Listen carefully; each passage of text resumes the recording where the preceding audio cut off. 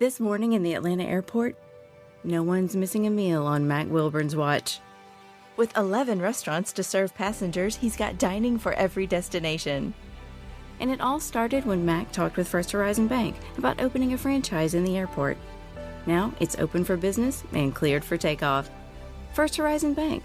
Let's find a way. Go to firsthorizon.com/Mac. First Horizon Bank, member FDIC.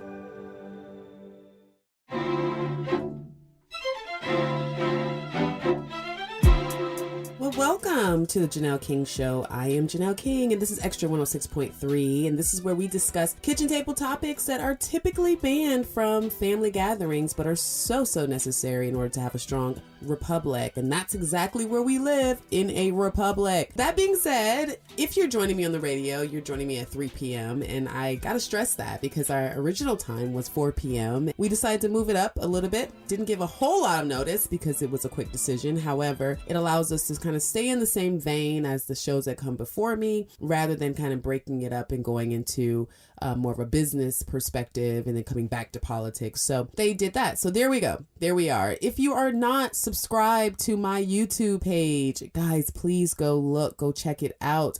I have several interviews, several candidate conversation interviews that I've been dropping for the last couple of weeks. And I've been playing a little bit of some snippets. A little bit of a snippet, I should say, on this show. And so I really urge you to go check out the YouTube page, The Janelle King Show, and please subscribe. It doesn't cost you anything. You're not signing up for anything. It's absolutely free to you, but it means so much to me because it's growing. The page is growing. We've already hit over 5,000 views, and I haven't had it up very long, so I'm super excited. And this is where you get to see what I look like if you don't already know, or you also get to hear the full interviews that I'm having with these candidates, and I'm so enjoying it. I feel like it's causing me to start to fall back in love with politics, because I gotta be honest, I fell out of love with politics just a little bit. It felt a lot like duty because so many people want you to stay in one lane, don't talk about anything else, don't challenge anyone's thoughts, just no discourse, I mean, good Lord, I feel like I'm already living in communist America. That just sounds crazy, doesn't it? I wish it didn't feel like we were going in that direction. But anyway, it just kind of leads into that opening, leads me into what we're going to talk about today and the candidates that we're going to hear from today, because let's talk about emotions. I think that there's so much emotion that's connected to politics right now. And I feel like as of today, we're leading with our emotions in politics, but it's not necessarily a bad thing, but it can definitely be a double-edged sword. And I say that because emotions often strike that nerve that is directly connected to your heart, and it can either cause you to care more about a matter or it can incite a riot. It just depends on how you're utilizing your ability to interact with people, connect with people, and be a part of this emotional aspect of politics and social engagement. Now, while I do believe that emotional engagement is crucial for galvanizing support as well as highlighting some of the most pressing issues that are on the table today, it can also cloud our judgment and impede on the passage of effective policy. I mean, either way you look at it, it's typically a blurring of the lines between whether you should be passionate about something or whether you should be practical about something. It's this fragile equilibrium between emotional resonance as well as the rational decision-making skills that we are all supposed to possess in order to make the good decisions or make right decisions. It's particularly evident in contentious policy, in areas where we typically have the most discourse that we should be having, but it's typically found in those places, or where we have our personal beliefs and our public interests start to collide and run into each other. It's basically saying that while I personally believe that babies that are killed in the womb is murder, but then there's this public interest that says, don't say it like that. Don't be like that. That's not exactly the way we should look at it. And then when all that collides, it puts you in this position of whether or not I'm going to go with what I emotionally feel or I'm not. And this is why I truly believe that emotional stability in politics is key. And unfortunately, when emotional instability exists, or the lack of emotional stability is present, that is when we, the people, are supposed to step in. That is when we are then mandated to make a rational and informed decision, not emotional decisions, but a rational and informed decision. And how do we do that? We do that by voting people in and out of office. But when we, the people, get caught up in our emotions, and when we are now making decisions like telling people that they're not Democrat enough or not Republican enough, or that they're a rhino, or they're this crazy corporate Democrat, and whatever your term is, whenever you start making those decisions based off of a small ounce of information or an indicator rather than a fact, that is when we, the people, are now corrupted emotionally, and we are unable to make that rational or informed decision, and we find ourselves supporting the wrong person at the polls. After all, being elected is about representing the people, not deciding for the people. That's something that we absolutely have to always keep in mind, particularly if you are a leader.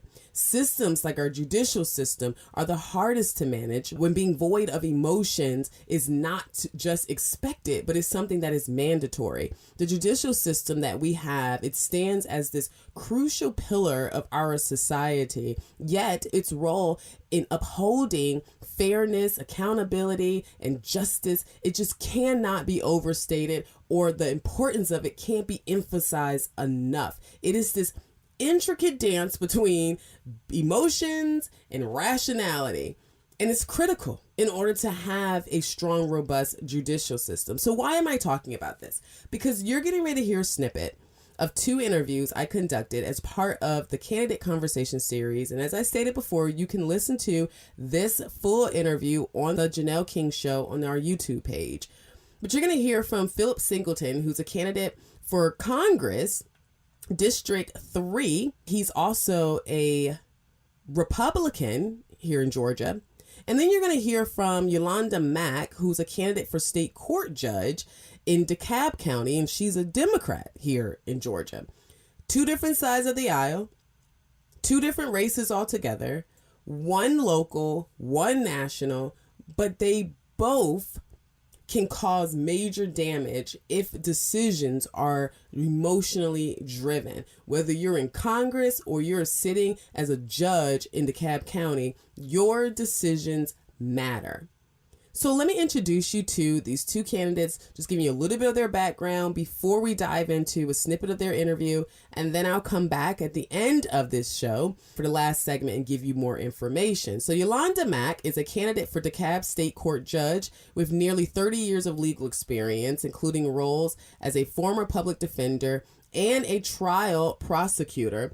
Currently, she is serving as Deputy District Attorney for the Sexual Assault Unit for Fulton County. She is active in community organization and has received such awards such as the Attorney of the Year Award. And she aims to represent DeKalb's 750,000 plus residents, Republican, Democrat, and alike. Her race is a nonpartisan race. Although she identifies as a Democrat, her race is nonpartisan. After hearing from her, you're going to hear from Philip Singleton. Philip Singleton was born and raised in Georgia's 3rd Congressional District. He joined the Georgia Army National Guard after September 11th and served as a U.S. Army officer for 13 years.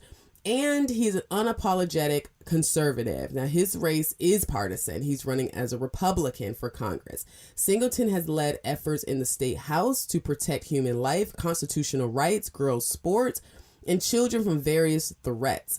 He's currently serving as Chief of Staff to our Georgia Congressman, Rich McCormick, who represents the 6th District at this time. I believe that's going to change because I think we've changed some lines. But either way, he's currently in Congress right now. Philip resides with his family in Sharpsburg, Georgia. They are beautiful family, Philip and Julie. You're going to hear a little bit about his conversation around running for Congress. As I stated, he's running for the 3rd Congressional District, we're looking forward to it. I think, as I said before, I only can give you a short bit of the conversation, but you really should listen to the entire conversation because we cover a broad range of topics. And we also have a fun Would You Rather segment where I ask them quick questions where they cannot give explanations, only answers. So that's really, really fun. So now that you've heard a little bit about them, you've got their bio, I've shared with you that it's just really important to me that we elect people who are not leading with their emotions. You're going to hear why that's important. If not in this clip here, you'll definitely hear it in the full interview. But after the break, we will listen to a bit of their interviews. We will get a little snippet as to what they plan to do in these races. And I want you to listen with I want you to listen with questions in mind, right? But don't go into it, too intrigued to the point where you're looking to debate in your head. But more so, we're listening for people's perspectives that will then lead us into either hearing something we haven't heard before or being able to better explain certain things. There were times in these conversations where we talked about the specific role that they're running for, and you'll be surprised how many people have no clue what each role does. If I asked you right now, what is the primary focus of a state court judge from in DeKalb County? I don't know. There may be some people that if you're not in law enforcement, or if you're not in the justice area of focus as far as your career, then I can almost guarantee that you're probably wondering, well, I mean, she's going to do what every judge does, but do we even know what that is? So there's so many questions. So stay tuned and you will hear from these two individuals. I look forward to getting your feedback. So we'll be right back after the break. You're listening to the Janelle King Show. This is Extra 106.3. We'll be back.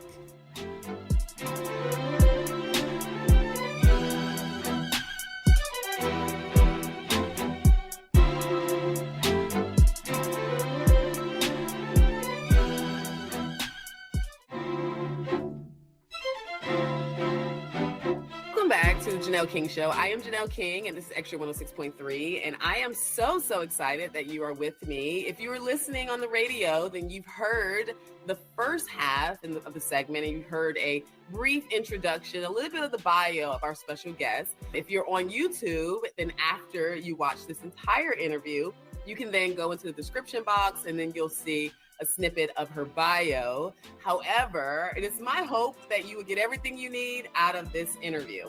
So we're going to start with a little bit of a candid conversation with my special guest, Miss Yolanda Mack. We're going to find out exactly who she is, just a little deep dive, but I'll give you a little hint. I could possibly call her Judge Yolanda Mack, but we'll see. All right. So Yolanda, welcome to the show. So happy to have you. If you can just share with us a little bit about your background. Who are you? Where were you? How did you grow up and where and all that good stuff? Well, first I want to say thank you for having me, and I'm excited to have this conversation with you.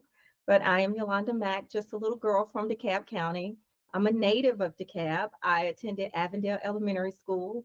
I'm a graduate of Avondale High School, the first DeKalb Center of the Performing Arts. I will save you the song and dance.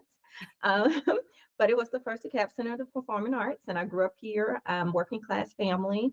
I'm the only daughter. I have two brothers. After graduating high school here, I decided I wanted to get away and go out of state. I attended an HBCU, which is Alcorn State University. I enjoyed it there. I had a great experience.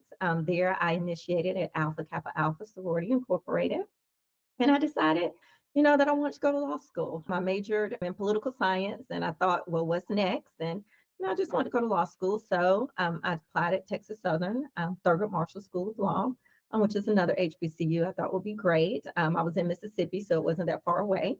Some people, ask, how did you get to Texas? I'm like, well, I was just one or two states over, I attended Texas Southern, Thurgood Marshall School of Law. And after graduating there, I returned back here home to the Metro Atlanta area, where I started my career as a public servant. That's awesome. So let's talk about your professional career. How did you start? What role did you start at, and where are you as of right now before we jump into the campaign? Absolutely. Well, it's funny. I always wanted to, when I was in law school, I was like, well, I know I want to help people. And as you can imagine, that wasn't very popular because people are like, how are you going to make money? That's what you need to know coming out of law school and pay off this debt. But I was just so interested in helping people and, using my career to go back home and do some good. And so I started my career as a public defender. I started right here in the Metro Atlanta area at the Fulton Public Defender's Office. It was interesting. I had done a summer, I had participated in the governor's intern program and had clerked with Judge Michael Hancock in DeKalb County the summer before. And he knew the public defender, Vernon Pitts in Fulton.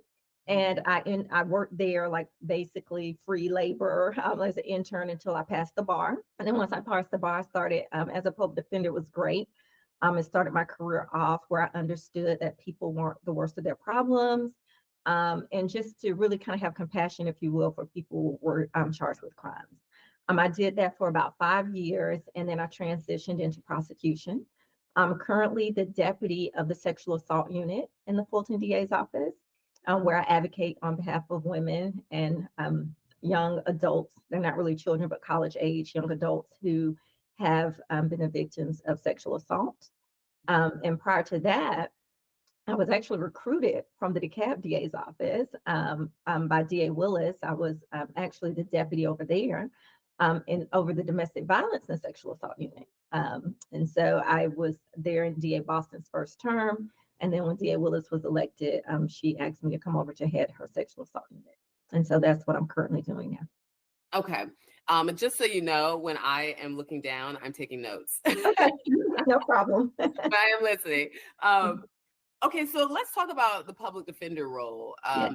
What has that done to shape the way you view law, justice, and government as a whole? You know what? Since I've been running for judge, I have realized like that was almost like the best thing that I could have done starting my career. Because I started my career learning a lot about people who are charged with crimes. And even as a prosecutor, learning that there's more than one side to a story. I always look at things from both sides. I understand the importance of being fair. I think, I represent a lot of people who may have even been guilty. A lot of times their frustrations were that they didn't feel heard when they went to court. They felt like they weren't getting their day in court. And so I learned that a lot of times people can accept the results. They can accept, the sentences if they feel like they were treated fairly and they were heard. And so even as a prosecutor, as this role running for judge, I've gotten the support of so many defense attorneys because they understand. I always listen. I always understand. I may not have all the facts, and in the end, I do try to make a decision based on not only, the one side, but listening to both and following the evidence. And so it really has shaped my career in a way to constantly look at things from more than one side. Things are not always what they seem, and sometimes they are, you know what I'm saying? But just being kind of open to listening and kind of understanding. And I believe being a public defender shaped the way that I even prosecuted cases. So I interviewed attorney Robert Patillo, and the conversation around being a public defender versus a private attorney came up. Having been in that role, and he actually spoke very highly of individuals who have served in that role because he was saying that you're going to get the best trial experience doing that. But one of the things he mentioned too, though, is the workload. And so how is it possible to provide adequate amount of time and energy, resources towards every single client when you have a huge workload? As a public defender, even as a prosecutor, a lot of times victims will say, you're overwhelmed. I know that you're really busy, but, and I always explain to them, I'm not too busy for your case. I'm not too overwhelmed for your case. And if I wasn't working on your case, I would be working on someone else's case. And so it always eases, a person's mind because I think everyone thinks everyone's too busy to do a good job. Now, what I will say is that I think in government, a lot of times we all feel like, oh, we're overworked, right? And underpaid. And I just think that's, but as a public defender, you learn how to manage your cases. You learn how to be committed to what's in front of you. A lot of times you're managing cases if it's a trial, I'll tell other, defendants, other people are calling. I'm like, I'm totally committed to this case at this point. And people understand because they want the same commitment, when it's their case. So could you use more help? Sure. I think there are a lot of jobs you're like, it would really help me, if I had less cases. But I can say the work that we do as a public defender, as a prosecutor, it doesn't lack because you have that amount of cases. It's a lot of people, they're dedicated and committed to that work. That's a great point. So would you agree that there aren't any disparities between having a private attorney versus a public defender if you allow the process to work? Now, that's not to say that all public defenders are doing what you're doing, right. But should you have a good public defender, would you say that the quality of service that you'll receive would be comparable to having a private attorney?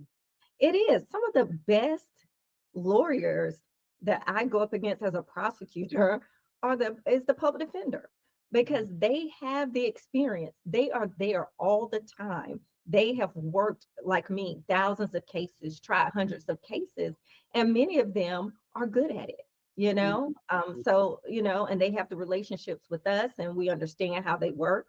I think there are benefits, but I think people, kind of lessen, oh, it's a public defender. Oh, it's not a paid lawyer. We would hear that all the time. But a lot of people who do that work, they're really committed to it. They're really passionate about it. They could have their own practices. There's nothing that stops them. They have the same legal degree that everyone else has, but they have a passion for, the indigent, defendants and doing that work. And it shows. I agree. And I think that the whole mindset that I'm getting ready to speak to comes from having that HBCU background, right? I also went to a HBCU, went to North Carolina A&T State University. Yes, Aggie Pride, all my Aggie. But I was taught, to have this hunger when you come out of school, right? To go and make a difference and to do something and be something, right? And I think that's that mindset I'm hearing, where it's like, it almost feels like if you have a public defender, it's a possibility that you're going to get somebody who's hungry to make a name for themselves and to prove that they're good at what they do, which sometimes that's a better motivator than, having the private attorney. Not that I'm against it. We have our private attorneys, so please don't, Right, absolutely. But so let's talk about some of the case loads that you've had. Would you say primarily you worked more on the criminal side of things, or is it just run the gamut, or is there one particular area of law that you've typically have found yourself in?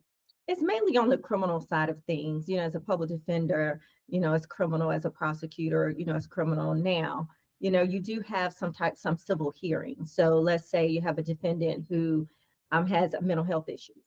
Mm-hmm. And there's a competency issue. Then you will have a civil trial. And so that's not criminal. And so you would pick a civil jury and then make a determination of whether the person is competent to stand trial prior to trying their criminal case. But most of the cases would be criminal cases. Okay, so speaking of that, so now the role that you are running for is judge. I'm going to let you talk a lot more about that in just a few Absolutely. seconds. But I really want to speak to, that role and what you can bring to that, having been on this side. I guess we could say on this side of the aisle, so to speak. Not literally, y'all. Please don't take it, Absolutely. I hope you enjoyed listening to Yolanda. Now, catch this snippet of my interview with Philip Singleton, who's running for Congressional District 3 here in Georgia as a Republican. And people think that you're going to harbor feelings. You're like, I don't. Like, I was serving God. I wasn't serving you. So it doesn't hurt my feelings that, and so that's just been our experience. And then the last year has been amazing. Working up in Washington as Chief of Staff has been kind of a dream job for me. I've really enjoyed. I love to dig into the policy and the how to make a difference. I tell people about all the bills I passed as a lame duck House member in Georgia. Lame duck, I wasn't going to run for re-election. The speaker didn't like me very much. He actively drew me out of my district, and we still got a ton done. And people are like, I don't know how you got all that done. Well, it's because we didn't care about credit. We just wanted to get stuff done. And as a chief in Washington, that's been my experience so far too. It's like, Don't skip ahead. Don't skip ahead. Okay, I'm sorry. I didn't mean to skip ahead. So that's kind of my history and my background in a nutshell. We've been blessed. All of our kids are happy and healthy. Our oldest is at Liberty University now. He's an aviation major, and then we have 2 in high school and 1 in middle school. And it's our youngest is a daughter. So we joke that we kept trying until we got it right, and we finally got a girl. I love it. And she rules the roost. So next to Julie, she's probably second in command. But it's a great time. Awesome. Yes, I didn't want you to skip ahead because I really want to take some time and dive into your congressional space. I can't remember the person who said this. And if you're listening and you're watching and you remember, shoot over to allthingsjking.com and drop it in Tuss Talks or in the comment section on YouTube. And don't forget to subscribe and like while you're watching. That being said, there was a quote that was that Mike Pence said one time before, and it was that duty is ours and results is the Lord's. And I think that's when you go into politics thinking about it from that perspective, it absolutely changes things. And it causes you to walk in there knowing that the results is not up to you. So just do your job. So I understand that more than you know as well. Yeah, you do. Okay. Was there like a milestone or something you experienced during your political journey that really, or just in your life that really shaped your political beliefs? My political beliefs that's a great question. I would say no. I mean, it all boils down to my faith. And there wasn't really a synergy between my political beliefs and my faith till I got out of the Army. I mean, believe it or not, I was non-political as a soldier, and I felt it was important. I remember, old stories about Eisenhower and our World War II generals that were so famously nonpartisan and famously non-political. And so I always kind of told myself that's why I was going to follow the same path. The irony is, I didn't really need to. I mean, nobody cares about how Philip Singleton was going to vote as an Army major, so I didn't have the same impact as the generals would. But really, just faith. I mean, we'll talk about it later, I'm sure. But politically, I've had definitely some canon moments, if you will, some things that have really shaped my view on the strategy behind legislation and how to get things done.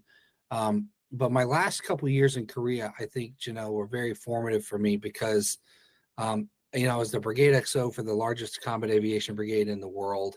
I worked for a guy who's a 2-star general now, named Hank Taylor. He was a great boss, 06 brigade commander. And just my experience between what was happening on the ground in Korea and the amount of time we were spending on the DMZ and doing exercises over water to counter KJU just significantly didn't match the rhetoric that was coming out of Washington on what was happening in the Korean AOR and the area of responsibility. And it was kind of the first time that I really realized, like, it wasn't a moment. It's like, I don't have that moment of, I remember the moment I realized that Jesus was Savior. It's like, it was a progression, but there was definitely a realization during that last 2 years that that liberty and the freedom of the American people is not really at risk from foreign adversaries, but it is absolutely under attack by our own people from within. And I had that realization, and that's when I kind of decided, Julie and I prayed about it, and we decided that I want to make sure that I'm fighting the right battle. God's given us tools and the ability to fight, and I don't want to spend a single bit of my time, treasure, or talent fighting the wrong fight. I want to fight the right fight. Oh, that's great. That's great. I actually really like that, because I think you can get caught up in doing so many other things, and then you don't realize that this is not what God really wanted you to do in the first place, right? You're just kind of busy. That's funny. Joyce Myers used to say, don't be a rocking chair, where you're constantly moving and never going anywhere. So, but currently you serve as Chief of Staff to Congressman Rich McCormick. Could you share some of the insights and just some of the policy perspectives that you're currently working on in Washington that's kind of dear to you? Sure. I mean, first I'll share kind of the being a chief of staff is a different animal. And it's one of the things that it's actually hard for a lot of members up here because there are chiefs, I call it chiefs gone wild. So there are a lot of chiefs of staff in Washington that think it's about them and that it's about their policy objectives, and that the member is just there to get them, to get reelected so that they have authority. And I would never say their names out loud because I don't think the Republican Party should eat their own. But there are plenty of members in our party that the member is just focused on non-substantial things, and their chiefs have a lot of the legislative, they're pulling all the legislative strings. That's not Dr. McCormick. So it's one of the things I love about him, but it's also one of the things why I'm running for Congress myself, which we'll get to later. But a chief's job is to take the vision of the member and find a way to make it happen. And especially when you have a member like Dr. McCormick, he's not content to go stand behind the podium and say a bunch of platitudes and get a bunch of applause and then go home. He's the opposite. I mean, he's certainly good at the cameras, but he could care less if he gets accolades. He wants to get stuff done. He wants to achieve an objective. In Washington, you almost always, if you want to achieve something, you almost always got to be quiet about it. The second you start talking about it and self-promotion, somebody's going to want to oppose it. And actually, it's funny because in the political landscape we have today, sometimes being able to defeat someone else's objective is almost as politically advantageous as accomplishing that objective yourself. It's very tit for tat. It's very back and forth. And so it's the quiet warriors like the Josh McKeens and the Rich McCormicks that are getting a lot of stuff done in Washington, despite not having the Senate and despite not having the White House, that unfortunately just their voters are never going to know how much they should appreciate them and their efforts because they're not public about it. It's got to be private. So that's an interesting dynamic in Washington for sure. And I know I didn't answer your question, but No, we're going to get into just where you stand on other issues as well. And I wanted to throw this question in there because for people who don't know, what is the role of the chief of staff? What are you supposed to be doing and not supposed to be doing? Yeah, so the chief of staff, so that I manage the entire office. So we have what's called an MRA, which is a member's representational allowance. It's essentially a stipend that the House gives to the member. And so I run the district office, which is down in Cumming, Georgia. And we have outreach people, we have caseworkers, we have a district director, a deputy district director, and that handles everything from funding requests for community service projects to a lot of casework. I mean, we do everything from your passport's expired and you need an emergency passport to your taxes were messed up and your refund is incorrect and we got to go help you fix that, or you need an agency to sign off. We've helped people with business transactions and sign off. If there's a federal agency involved, if there's a bureaucracy involved, then your congressional office is your liaison with that office. And for your listeners, use your congressional offices because we can get indoors you can't get in. It's wrong and it shouldn't work that way, but it does. And we can knock those barriers down. And then the DC office, we have a comm staff, and we have a legislative team, and we have kind of an operations team. So I manage the whole budget. I do, the majority of the hiring, firing with the permission of the congressman.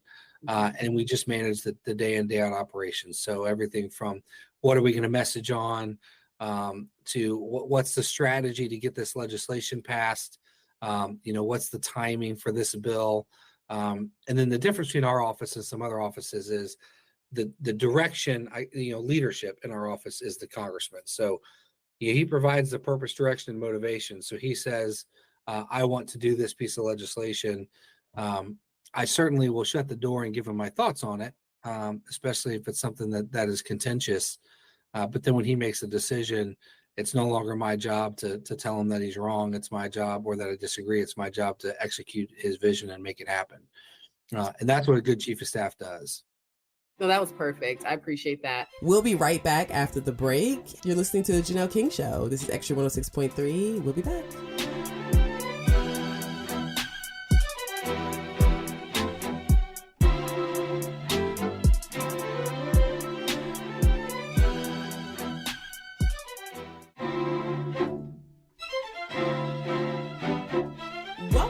to the Janelle King Show. I am Janelle King, and this is Extra 106.3.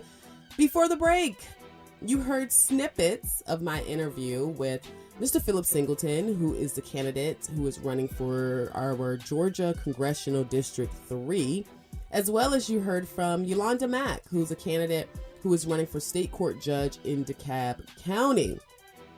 Now, if you enjoyed those snippets, please go to my YouTube page, which is easy to find. You just open the app and search the Janelle King Show, the Janelle King Show, and you will find it. There you'll see their full interview as well as other interviews that I have conducted. And then our podcast is there too. So if you want to go catch another episode of that, you can definitely do that too. Now, both of the perspectives that you heard, both of those discussions highlighted the delicate balance between emotions and rationality in politics. The emotions are a powerful force in politics. If you've been around during the Obama era, I think President Obama was one of the best that's been able to really pull in people through their emotions. So that's something that I found to be quite interesting about him, as well as his just the way he decided to run for office and the energy and the position, the posture that he took as a leader. But emotions are a very powerful force in politics. It's shaping decisions and policies in such a profound way. Yet, emotional stability is crucial for effective governance and leadership. And as we wrap up, I wanted to leave you with some tips for making rational decisions rather than emotional ones. And I've started doing this at the end of my segments, because what good is it to just share what I think if I'm not going to share things that I use in order to kind of stay within a certain space? Because if you don't have resources, tools, and tips, and just methods of which you utilize in order to maintain your emotional stability, I can almost guarantee that you are not emotionally stable. So let's start with this first tip. Seek multiple perspectives. This is something that my husband brought to me. Now, I was always someone who liked to listen to a variety of different type of information, right? So whether it's documentaries, I love documentaries. I like to listen to podcasts, but typically my podcasts are from different people on different topics, but they tend to always be more conservative leaning. And so Kelvin was the first one that told me to please change up the game a little bit and start listening more on the other side. Now, I did it whenever I needed to do some type of media hit or anything of that nature. I would always listen to other people and other perspectives, but now I do it on a regular basis because it does help me to formulate a clear thought. Like I have full understanding as to why I believe the things I believe. And I truly believe that has a lot to do with the fact that I listen to multiple perspectives. So my advice to you is to please stop watching the news that leans only towards your party. Asking for media outlets that cater to one side is super emotional. If you're someone who's like, I'm not watching the other side because they're not saying the things I want them to say, you may have another excuse, but it typically always boils down to that. That is super emotional. You have to listen to it all. Another tip is to verify any and all information and facts before forming opinions or taking action. What am I saying? Don't just read the headline. The number of people, including myself, there are times when I'll read a headline and I'll just shoot that article over to Kelvin and just say, hey, check this out. And I haven't even read it. I have to stop that. We got to make sure that we understand exactly what we're talking about, because headlines today are being done for clickbait. So in order to avoid spreading misinformation and acting on false premises, by making sure that you verify any and all information prior to formulating an opinion. Next, pause and reflect. Take a moment, a deep breath, slow down, step back and reflect on the situation. I mean, just that small moment of me slowing it down has already left a lasting impression. I already feel at ease. It's just take a moment. What I call it, I call slowing down, taking a thought, looking at everything from every angle. I call it having a 360 thought process. That's something I say in my house. It's something I ask our son. I ask my husband. I ask my family members whenever they bring something to me. I'm like, did you have a 360 thought process? What was your 360 thought process like? When reflecting on issues, think of every possible angle or reason why your perspective may be wrong. That's something we do in our house all the time. If I bring an idea to Kelvin or he brings an idea to me, we're always thinking of how could this be wrong? Because it's very easy to find ways to make your position right. But you got to train your brain to look for the blind spots in your own perspective. That will then lead you to discovering more and more facts and getting more details. And then you'll find yourself in a better position. The next topic or next tip, consider long-term implications. Think about the potential consequences of your decisions in the long run. If you are one of those people who are just internet soldiers, who get on social media and you've got to defend every bad message or comment that is left. You got to address it. Consider how your reaction will impact not just the present, but also in the future. If I am sitting here telling a person you're dumb for not agreeing with me, or you're crazy because you see it that way, what will happen if in the future you're wrong and they're right? How would that impact the relationship? So just be mindful of the fact that you can be wrong. And especially if you haven't done the steps that I mentioned beforehand. Last tip, consult experts. And I know this is really tricky because nowadays everyone's calling themselves an expert, but I think we know certain experts. Like I know Thomas Sowell is an economic expert. He spent his entire life chasing down reasons why things operate the way they operate and why economics are portrayed in a certain type of way. So we all know that he is most certainly someone that we can trust when it comes to the economy and when it comes to economics. So keep all of that in mind. When dealing with complex issues, make sure that you do consult an expert, that you look for professionals, that you remember that embracing rationality over emotionality, it leads to informed and effective decision making, and you can definitely do that with all of these steps. As I stated before, if you want to listen to the entire interviews, please go to my YouTube page, The Janelle King Show. Please subscribe, like, comment, share, whatever your heart desires, but do something. Just don't go to the page. Do something. Interact with the page.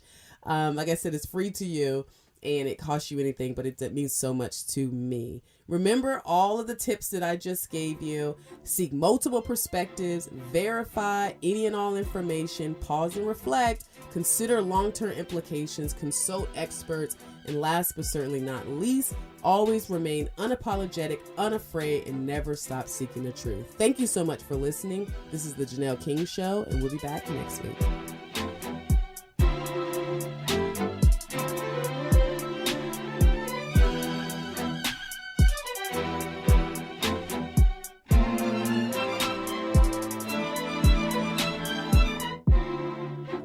Tonight in Arkansas, there's a mother tucking in her daughter and turning off the light. A business owner is burning the midnight oil. An at-home dinner date is plating up possibility. And it's all happening under one roof. How? The power of a conversation, like the one John from Integrity Solutions had with First Horizon Bank about his vision for a sustainable mixed-use building. Now it's not just words, it's life. First Horizon Bank. Let's find a way. Go to firsthorizon.com/John. First Horizon Bank, member FDIC.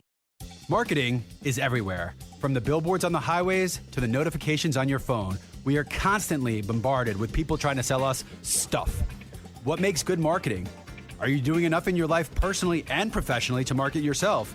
You have questions, and the Marketing Madmen have answers. Search the Marketing Madmen on Google or your favorite podcast provider to get practical marketing advice from expert guests who are shaping and reshaping the business world. They say marketing is a madman's game. Join the Marketing Madmen every Saturday at 4 p.m. to find out why. Hey sandwich lovers, today's your lucky day. There's a whole new way to roll for lunch or dinner delight with Nucky's Hoagies in the Roswell Corners Shopping Center. Now open. Nucky's Hoagies in Roswell is family owned and operated by the Sub-Sisters, Stacy and Shannon, whose love language is food and Nucky's Hoagies, their passion. When you bite into a Nucky's Hoagie, you'll taste the difference. The softest hoagie rolls ever, along with hunger-quenching sandwich combinations. Make Nucky's Hoagies in Roswell on Woodstock Road your new favorite spot for lunch or dinner.